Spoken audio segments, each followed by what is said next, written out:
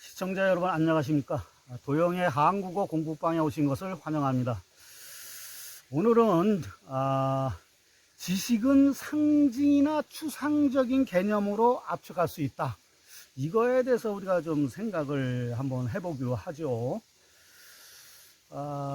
이 추상이라는 단어하고 상징이라는 단어는 근대 이후에 생긴 아주 현대적인 개념입니다. 근대 이전은 없었어요. 그런 개념이.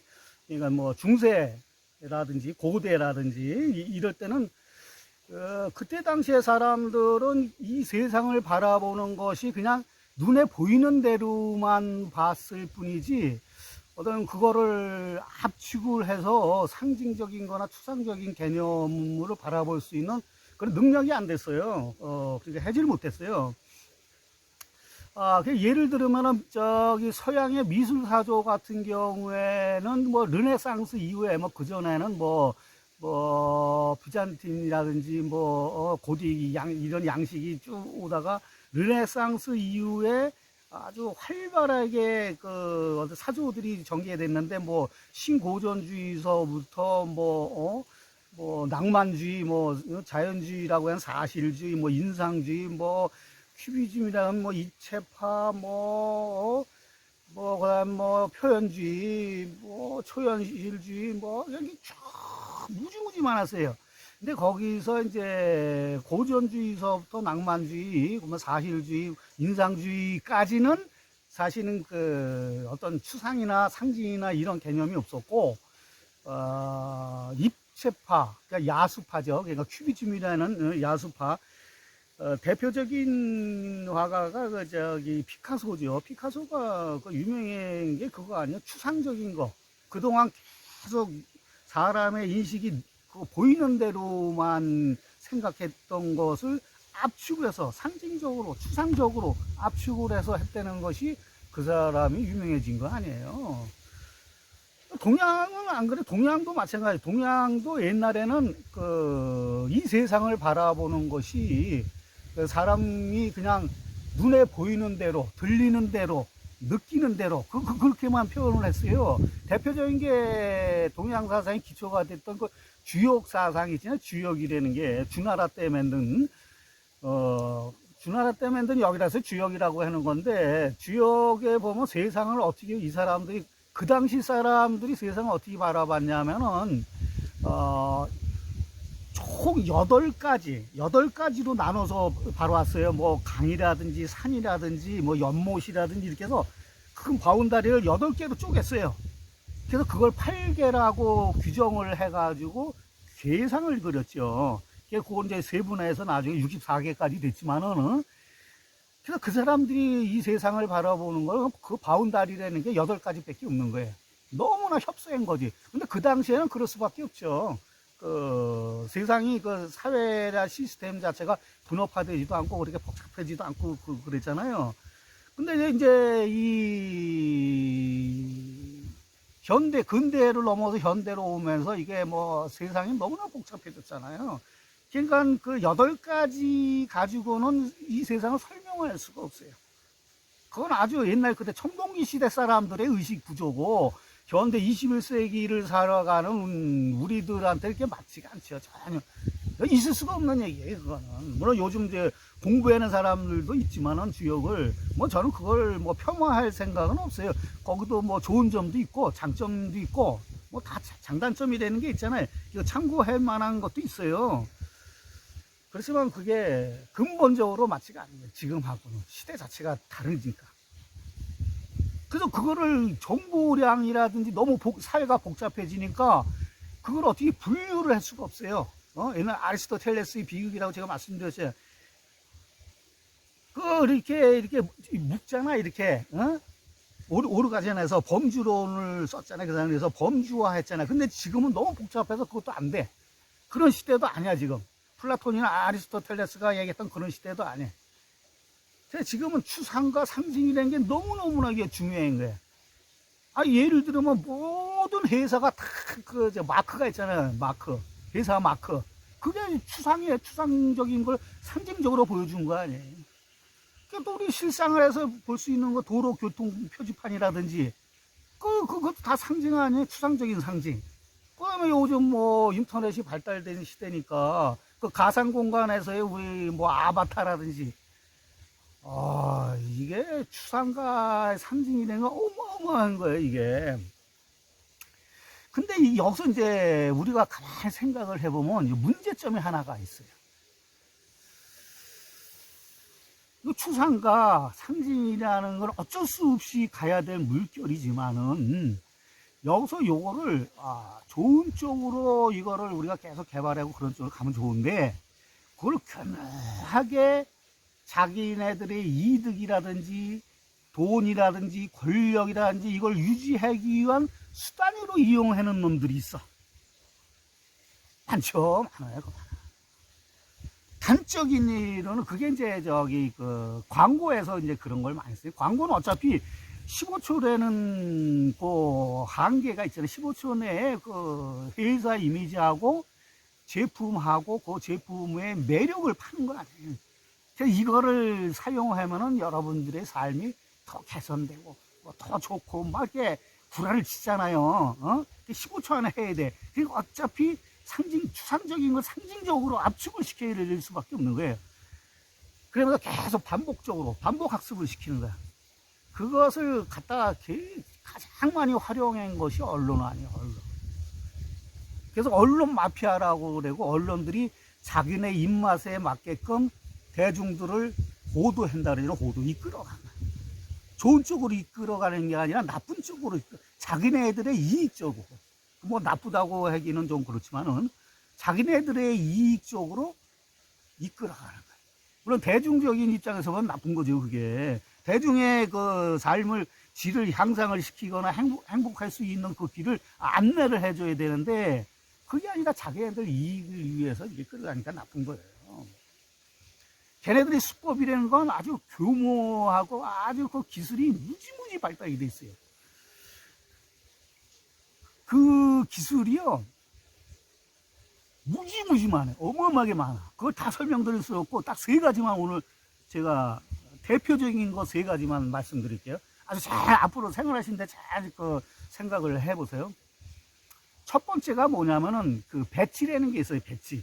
요즘은 저기 정치인들이 많이 그래전에 자기가 말을 했는데 그 말 중에서 아주 선정적인 것만 제목으로 뽑아서 내잖아요. 그런 정치인들이 이거 그 맥락을 그런 내가 얘기하는 거 그런 맥락이 아니다. 그런 의미가 아니다. 막 이런 얘기를 하잖아요. 그 맥락이라는 거. 맥락이라는 게 뭐냐? 배치거든. 이제 영상 쪽에서는 그걸 이제 몽타주라고도 해요. 영화에서 뭐 편집의 기술이라고도 하고 그러는데 그 배치를 어떻게 해느냐에 따라서 사람들이 생각이 그쪽으로 가요. 몰아가요. 그럴 수밖에 없어. 그걸 이제 제가 단적인 예를 가지고 설명을 드릴게요.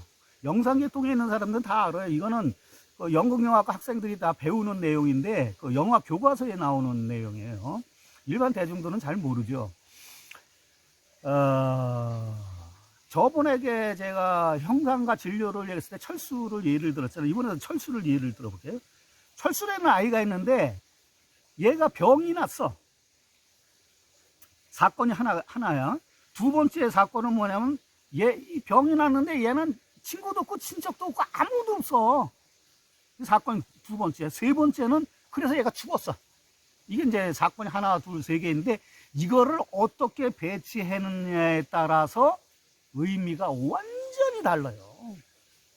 자, 봐요. 그냥 1, 2, 3으로 놔봐요. 철수가 병이 났는데 친척도 없고 친구도 없어서 죽었어. 그럼 얘는 어떻게 되는 거예요?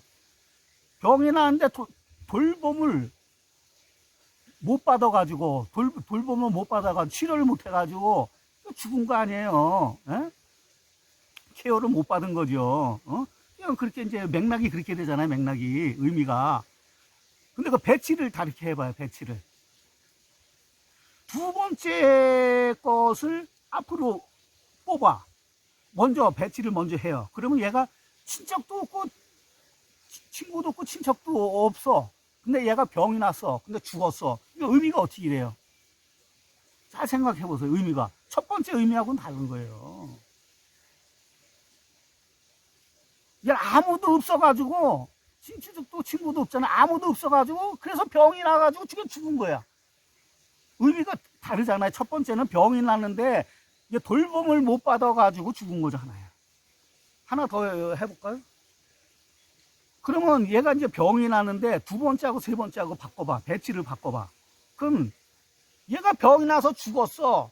근데 얘한테는 친구도 없고 친척도 없고 아무도 없어. 그럼 의미가 어떻게 돼요? 완전히 이건 의미가 달라지는 거예요. 얘가 철수가 병이 나서 죽었는데 애도하는 사람이 하나도 없다. 이렇게 의미가 이렇게 바뀌는 거예요. 문상 오는 사람이 한 사람도 없는 거야.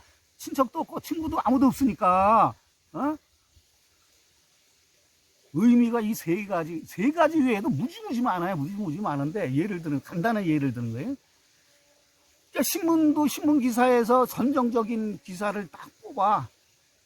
그리고 그 앞에 기사하고 뒤에 기사하고 배치를 어떻게, 뭐 1면, 2면하고 또 같은 면에서도 배치를 어떻게 하는 거에 따라서 의미가 달라지는 거예요. 아주 이거 고등적인 수법이에요, 이게. 그러니까 잘 생각을 해봐요. 그 다음에 두 번째로 언론이 호도하는 아주 가장 대표적인 방법. 이건 어느 시사소설방을 하는 사람이 말씀하신 건데, 저도 거기에 동의하기 때문에 이제 말씀드립니다.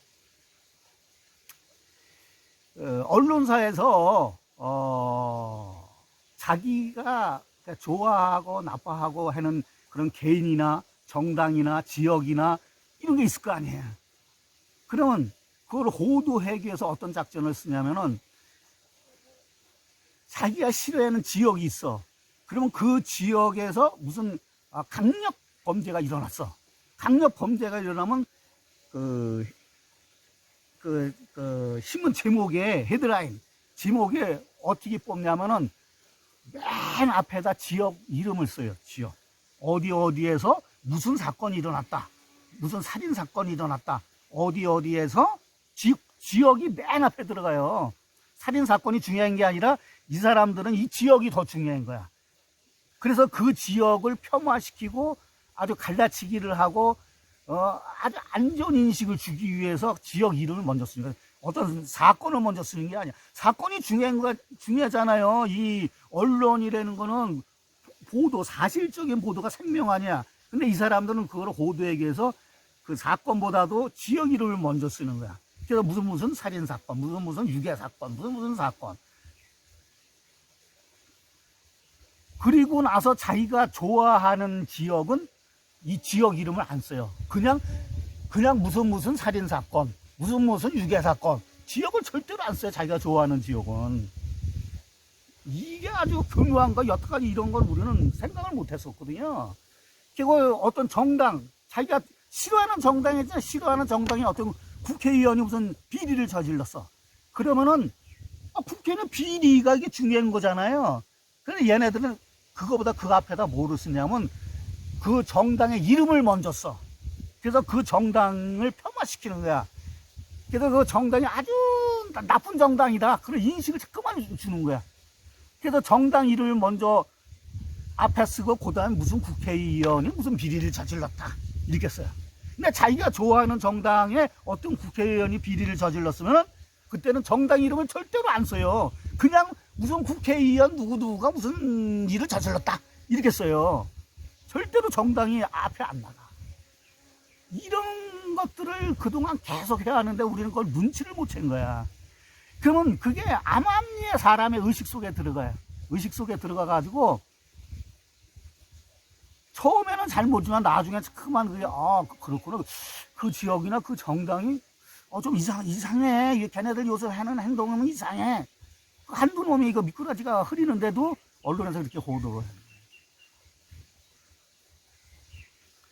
또 세 번째 아주 이건 중요한 건데요. 얘네들 언론이 대중들을 어떻게 호도했냐면은 이 반복학습이라는 게 있어요. 반복학습이 뭐냐면 이제 그 제가 수험생들 공부 잘하는 비법을 하나 소개시켜 드릴게요. 다른 거 없어요. 이 최근도 아니죠. 뭐 얼마 전에 이제 밝혀진 건데 사람의 기억이라는 게, 이게 선택적으로 받아들여요. 선택적으로 받아들여가지고, 뭐, 충격적인 사건이라든지, 그다음에 계속 반복적인 거라든지, 이런 건 이제, 기억 저장 장치에 저장을 시켜요. 저장을 시키는데, 나머지는 이제 우리가 망각 시스템이라는 게 있잖아요. 그래서 잊어버리잖아요. 뇌라는 것이 이제 자기가 중요하다고 판단하는 것만 이제 저장을 하는 거야. 그러니까 제일 좋은 방법이 계속 반복으로 하는 거야. 그래서 이제 공부할 때도 계속 반복을 해. 그러면 이 뇌에서 이게 중요한 거구나. 그렇게 인식을 해가지고 저장을 해요. 그래서 반복 학습이 중요해야 되는 거예요. 그 반복 학습이 중요한데 뇌에서 저장을 언제 해냐면 반복 학습이면 바로바로 저장되는 게 아니라 그걸 걸르는 장치가 있어가지고 그거 계속 걸르는 시스템 있잖아요. 그래서 어떤 거는 버리고 어떤 거 저장을 해야 되는데 그걸 바로바로 할 수가 없으니까 사람이 잘 때 한대요. 잘 때. 사람이 잘 때 이 기억 저장 장치에서 그걸 분류를 해가지고 버릴 거 버리고 저장할 걸 저장하고 그런다는 거예요. 그러니까 수험생들이 밤새서 하는 건 효과가 하나도 없는 거예요. 절대로 밤새지 말아야 돼. 또 선생님들이 그러잖아요. 충분한 휴식과 충분한 잠을 자야 된다잖아요. 그게 맞는 얘기예요, 이게. 잠자는 동안에 낮에 반복 학습했던 것이 저장된다는 거예요. 근데 왜 이게 중요하냐? 이게 언론들이 이거를 써먹은 거예요. 근데 이거를 제일 먼저 누가 했냐면은 2차 세계대전 당시에 나치에 게벨스라는 사람이 처음 한 거예요. 그때 나치의 그 선전 장관을 하고 있었거든요, 게벨스가. 그래서 이 사람이 말을 기가 막히게 했다는 게 기가 막히게. 말도 잘하고, 머리도 좋고, 인텔리고, 지식도 많고, 이런 놈들이 문제가 있는 거야. 그래서 얘가 텔레비하고 라디오를 통해서 독일 국민한테 계속 세뇌를 시킨 거야. 반복 학습을 계속해. 그래서 독일 국민들이 해방하기 전날까지도 자기네 독일이 이기는 줄 알았다고 그러잖아요. 사람들을 어떻게 세뇌를 시켰냐면 거짓말을 계속 하는 거야. 그 유명한 얘기잖아요. 계속 거짓말하면 처음엔 사람들이 거짓말인지를 알지만 계속 거짓말하면 그다음 긴가민가 하는 거 그런 거 아닌가? 뭐 아닐 땐 굴뚝이 연기가 날까? 그래도 계속 거짓말하면 나중에 사람들이 믿는다는 거야. 아주 유명한 거야, 이건. 광고계나 언론계에서. 그래서 그 광고계에서 제일 처음에 차용을 했고, 그 다음에 언론에서 차용한 거야. 계속 반복적으로. 반복 학습이 되는 게 그만큼 중요한 거야. 근데 이게 우리 현실에서 어떻게 나타나냐? 최근에 나타났잖아요, 최근에. 여러분들이 잘 알잖아요, 조국 사태라는 거. 나는 그 사람을 좋아하지도 않아요. 왜 안 좋아하는지 알아요? 그 사람 남자도 아니야. 내가 봤을 때 남자도 아니, 남자가 칼을 뽑았으면 끝까지 가야지. 왜 사퇴를 해? 근데 그거는 진 거야. 칼을 뽑아가지고 베지도 못하고 그냥 집어넣고 그냥 떠난 거예요. 그건 남자가 아니야. 그거는 아주 남자 입장에서 난 그런 걸 제일 싫어해요. 근데 조국 사태의 본질이 있어. 물론 지금 재판 중이기 때문에 제가 그걸 결론적으로 뭐 어떻다, 옳다, 그르다, 잘했다, 잘못했다 이런 걸 판단하려고 하는 건 아니에요. 그런 걸 말씀드리려는 건 아니에요. 지금 재판 중인 것도 있지만은 원래 제가 이 동영상을 올리는 그 이유 중에 하나가 우리가 생각을 하자고 그런 거잖아요. 옳고 그런 걸 판단한다는 게 아니라 생각을 하자는 거예요. 조국 사태의 본질을 제가 말씀드릴게요. 그러면 제 개인적인 생각이에요. 1차적으로 제가 조국이라는 사람을 싫어하지만은 조국 사태의 본질은 뭐냐면 첫 번째 세 가지가 있는데 여러 가지로 그걸 이제 그걸 진단을 할 수가 있지만은 제 생각은 첫 번째는 뭐냐면 조국 딸의 그 스펙 쌓은 거 있잖아요. 스펙 쌓은 거. 그건 저는 사실이라고 생각해요. 그건 사실이에요. 그건 사실이에요. 첫 번째가 본질이. 두 번째 본질은 뭐냐면은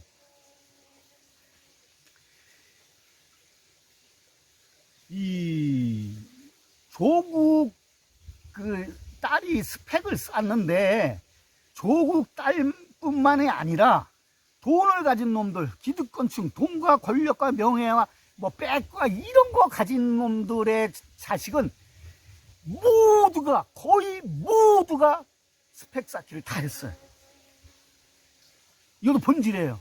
왜냐하면은 이명박 정부 때라고 저는 알고 있는데, 그때는 국가에서 그걸 장려를 했어. 수능에서 그 선택의 폭을 넓혀주기 위해서, 물론 이제 그 있는 자들의 편이지, 있는 자들의 선택의 폭을 넓혀주기 위해서 스펙 쌓기를 완전히 권장을 한 거예요. 별의별 스펙이 많아요. 에? 제가 알고 있기로는 교육부에서는 교육 정책을 5년마다 개정을 하거나 바꾸거나 하게끔 법으로 돼 있다고 저는 알고 있거든요. 5년마다 이걸 개정을 하기로. 그래가지고 이명박 정부 때가 스펙 쌓기를 아주 너무 권장을 한 거야. 있는 집 자식들은 전부 다 한 거야. 조국 자식만 한 게 아니에요. 본질은 거예요. 첫 번째, 조국 딸은 스펙을 쌓았다. 사실이다. 두 번째, 조국 딸만 한 게 아니라 모든 있는 집 자식은 다 했다. 이게 본질이에요. 세 번째, 마지막 본질은 뭐냐면은, 언론에서 그냥 그 100만 건 이상 되는 그 조국에 대한 그 기사를 그냥 쏟아냈잖아요. 쏟아냈어. 처음에는 사람들이 안 믿다가 그냥 반복학습이거든요. 반복학습. 매일매일 수백 건씩 모든 언론에서 떠드는 거야. 어? 계속. 그러니까 진감인가? 처음에는 안 믿었다가, 그런가 막 고개를 쫄래쫄래 했다가 갸우뚱 해다가 또 검찰에서는 뭐 79대 이상의 뭐 그냥 압수수색하고 난리를 치는 거야. 그냥 언론하고 검찰하고 짝짝꿍 해가지고. 그래서 그 모든 거를 다 이제 검찰에서 언론에다 흘리고, 그거는 법적으로 그건 문제가 되는 거거든요. 그거 흘리면 안 되거든요. 그거는. 그냥 짝짝꿍 해가지고. 그러니까 사람들이 인감인가에다 나중에 믿어버리는 거야, 이게. 반복 학습의 효과에 그게. 그래서 언론에서는 성공했죠. 지금 이제 재판이지만 언론에서는 재판의 결과에 대해서 저는 이제 신경도 안 쓴다고 생각해요. 관심도 없어. 왜냐하면 얘네들 목적은 다 달성했거든. 일석삼조야. 뭐냐? 아니 이제 조국을 사퇴시켰잖아요. 일단은 첫 번째. 칼을 뽑아가지고 이거 물을 자르지도 못하게 했잖아요. 검찰개혁 못하게 했잖아요. 첫 번째. 두 번째. 문재인 정부의 그 도덕적인 흠결을 냈잖아요. 그게 문제가 있다, 얘네들. 세 번째. 조국에 대한 개인적으로 완전히 망가뜨렸잖아요. 완전히, 그러니까, 망신을 했잖아요. 세 가지, 얘네들이 모두 목적을 달성한 거예요, 언론과 검찰은. 그러니까 지금 재판을 하고 있지만은, 이거 뭐 큰 관계가 없어. 얘네들 뭐 신경도 안 써. 물론 이제 그 결과가 나오면 그거 가지고 또 버무리겠지만은, 얘도 목적을 다 달성한 거야. 이게 뭐냐면은, 반복학습이니까 반복. 이게 무지무지 중요한 거야, 이게. 응? 그래서 오늘 이제 언론의 대표적인 그 대중을 이끌고 가고 자네들 입맛대로 호도에는 가장 대표적인 방법 세 가지를 말씀을 드렸는데, 그 외에도 많아요. 근데 그것은 차차 이제 조금씩 제가 말씀드릴 건데, 그럼 오늘 결론은 뭐냐, 이게, 응? 그래가지고 어떻다는 거냐, 우리가 그럼 어떻게 해야 되냐, 어떻게 대처를 하냐, 이게 중요한 거잖아요.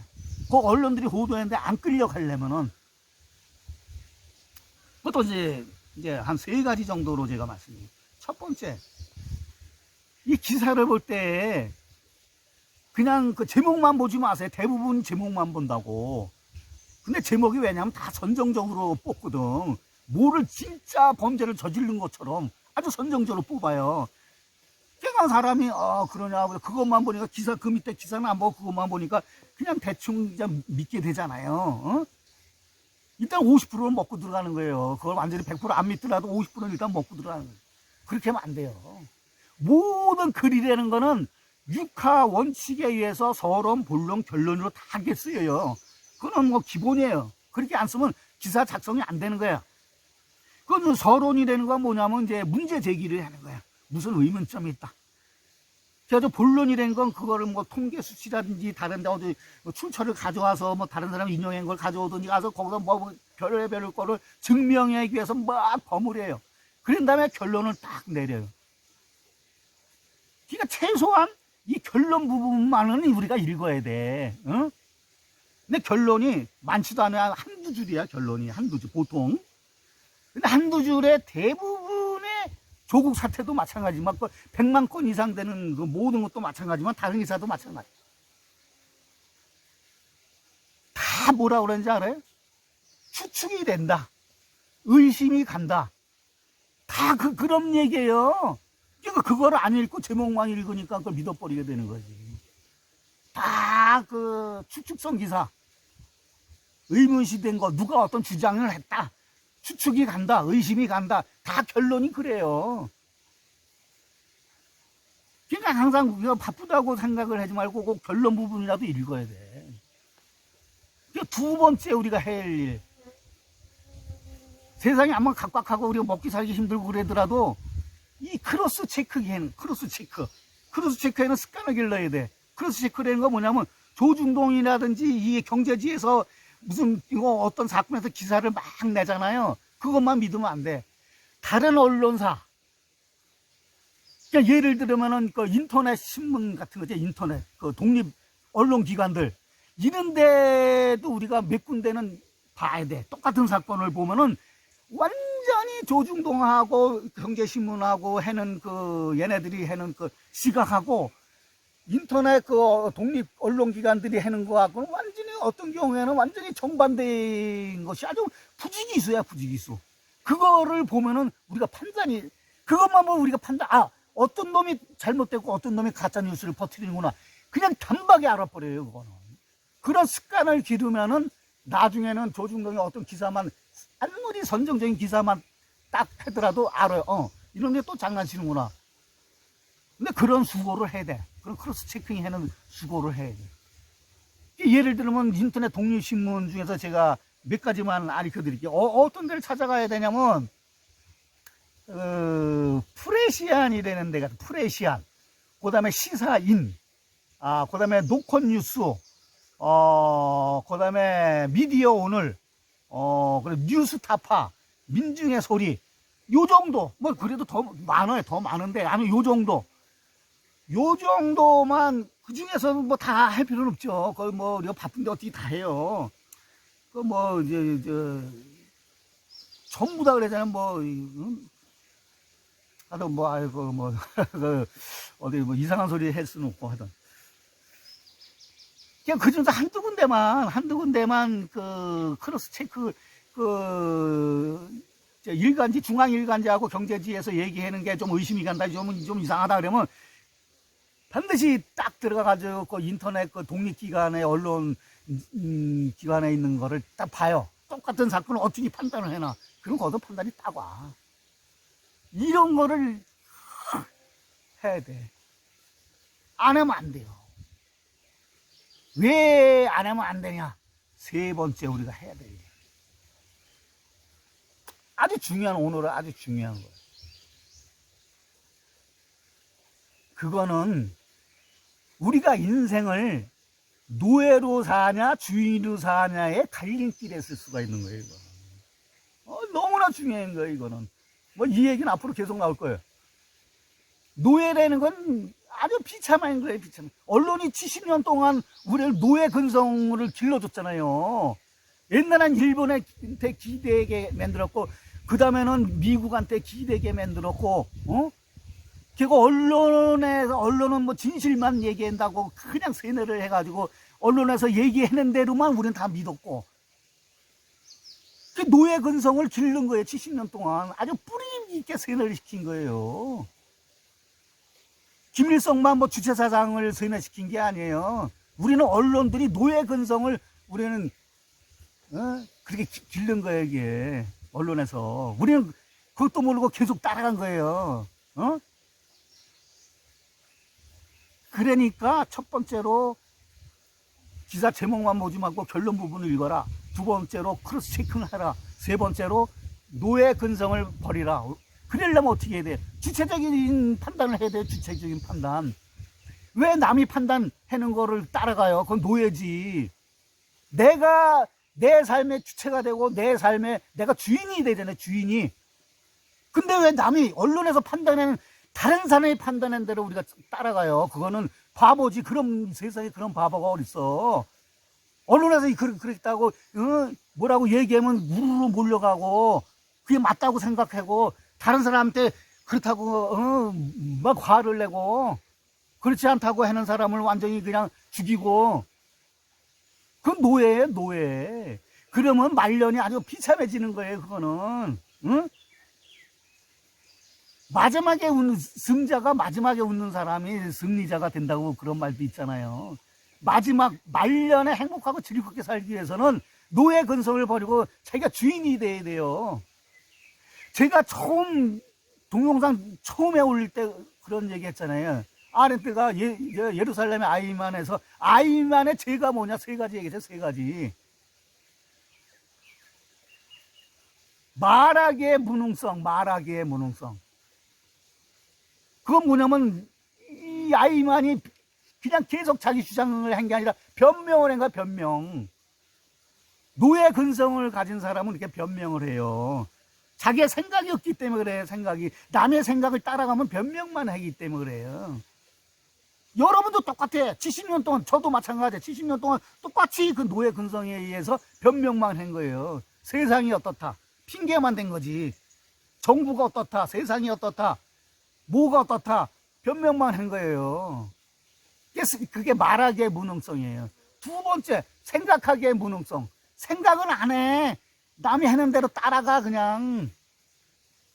노예 근성이 그게 가장 대표적인 노예 근성이에요.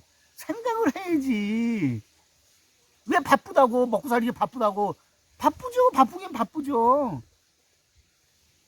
그 바쁜 와중에서도 얼마든지 할 수 있어요. 생각만 조금만 하면. 생각이 사람이 귀찮아하거든. 왜냐면 광고의 영향 때문에 광고하고 언론에서. 왜냐면 귀찮게 만들거든. 편리성. 아주 편리한 것만 추구해게끔 이렇게 호도를 한 거야. 그거에 따라서 사람이 생각을 한 거를 잠깐 죽이는 거야. 생각하지 못하게 만드는 거야. 사람들이 잠깐 생각하게 되면 똑똑해지거든. 똑똑해지면 반론을 제기하거든. 아니, 너 틀렸다. 반론을 제기하거든. 이게 생각하지 못하게끔 시각화. 저번에 말씀드렸지만 시각적인 걸 자꾸만 강조를 해. 편리한 것만 막 추구하게 해. 그 여태까지 그 기득권 정리 추구했던 것이 그거 아니에요. 세 번째, 판단의 무능성. 판단을 못하게, 생각을 못하니까 판단을 못하잖아요.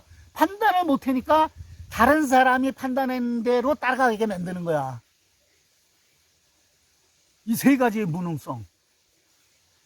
그래가지고 아이만이 유죄다라고 판결을 내렸잖아요. 아렌트가. 세 가지 제목이다, 이가. 우리 모두는 범죄자예요. 세 가지의 무능성에 대한 범죄자예요. 우리는 모두가. 극단적으로 얘기하면 우리는 진짜 전부 다 범죄자예요. 70년 동안 언론이 이끌리는 대로 우리는 범죄를 저지른 거예요. 말하기의 무능성, 생각하기의 무능성, 판단의 무능성, 이거를 못한 범죄자예요. 우리. 극단적으로 얘기하면.